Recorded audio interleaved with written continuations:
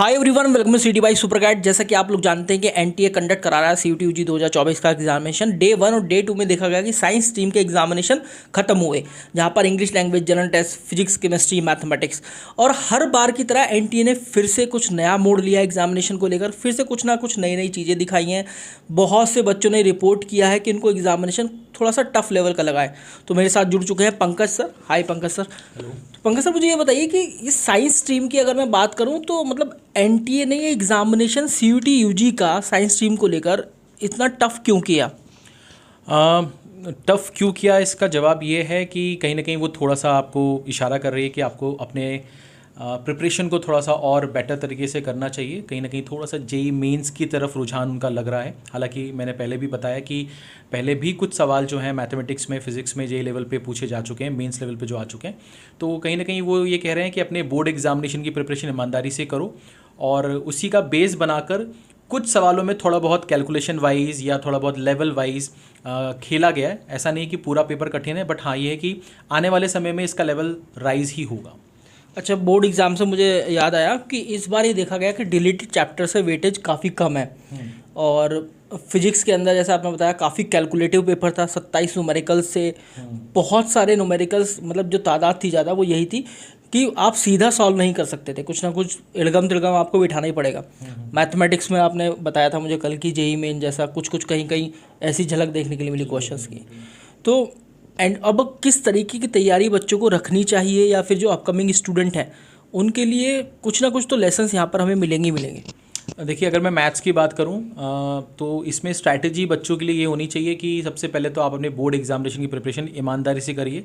इससे फ़ायदा ये होगा कि आपका सिलेबस दोनों का सेम ही है। सिलेबस इसलिए सेम है क्योंकि इस बार एक बहुत खास बात देखी गई कि डिलीटेड जो आपके चैप्टर्स थे, टॉपिक्स थे, उससे कोई भी सवाल आपके सीयूटी एग्जामिनेशन में नहीं पूछा गया। तो कहीं ना कहीं एनटीए भी इस बात का ध्यान दे रही है कि यार जो टॉपिक्स बच्चों ने अपने सीबीएसई के दौरान नहीं पढ़े हैं अपने स्कूल में, तो उसको ना ही पूछें तो ज़्यादा बेटर है। क्योंकि उसके अलावा भी हमारे पास काफ़ी कुछ है पूछने के लिए। हाँ, उसमें कुछ लेवल थोड़ा बहुत इधर कर सकते हैं, इंक्रीज़ कर कर पूछ सकते हैं, ये सब चीज़ें हुई हैं।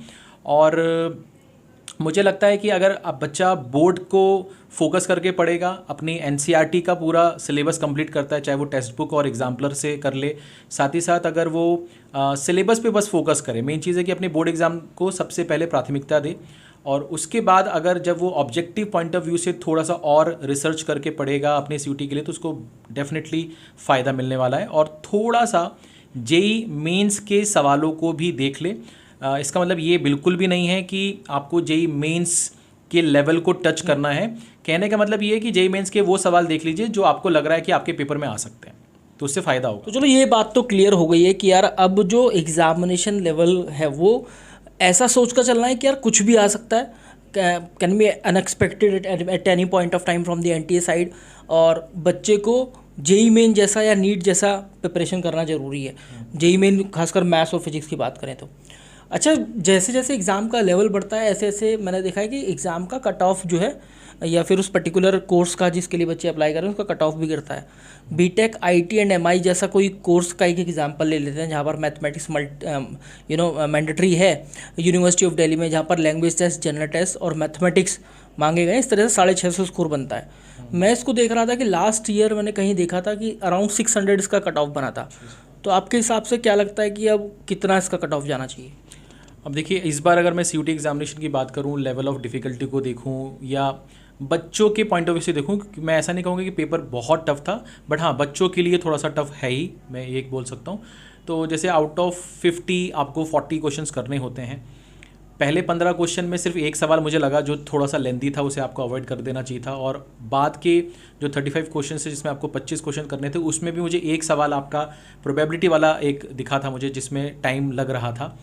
उसके अलावा मान के चलिए कि अगर मैं आउट ऑफ 40 में बात करता हूँ तो 35 प्लस क्वेश्चंस आप लोग को करने चाहिए। ये अच्छा अटैम्प्ट है। अगर आप अगर आप 99.99 परसेंटाइल की बात कर रहे हैं तो ये आपको करना चाहिए। बट अगर आप 30-35 के बीच में भी है तो भी उम्मीद रख सकते हैं कि आपको अच्छा कोर्स मिल सकता है, अच्छी यूनिवर्सिटी के थ्रू आप अपने कोर्सेज को ले सकें। तो 35 प्लस मतलब 35 पंजे 150 और 25 175 175 हम मान कर चलेंगे 200 में से बच्चों का स्कोर आना चाहिए। तो आप लोग भी कैलकुलेट कर लेना, अपना नेगेटिव मार्किंग भी हटा लेना, -1 कर देना जो भी सवाल गलत हुआ है, और सही के लिए +5 कर लेना। इस तरीके से आप लोग अपना जो सेफ स्कोर है वो कैलकुलेट कर सकते हो मैथमेटिक्स के अंदर। और उसका डिटेल एनालिसिस हमने किया हुआ है, मतलब डिटेल जहाँ पर हमने पूरे सोल्यूशंस भी आपके साथ शेयर किए हैं, इसी चैनल पर अवेलेबल हैं, और साथ ही साथ हमने एक वीडियो में पूरा आंसर की भी आपको शेयर किया, तो उसके थ्रू अपने मार्क्स भी शेयर अपने आप कैलकुलेट करके इस वीडियो के नीचे आप शेयर कर सकते हैं अपने मार्क्स। हाँ, ये अच्छा है कि आंसर की अलग दिया हुआ है, डिटेल सॉल्यूशन अलग है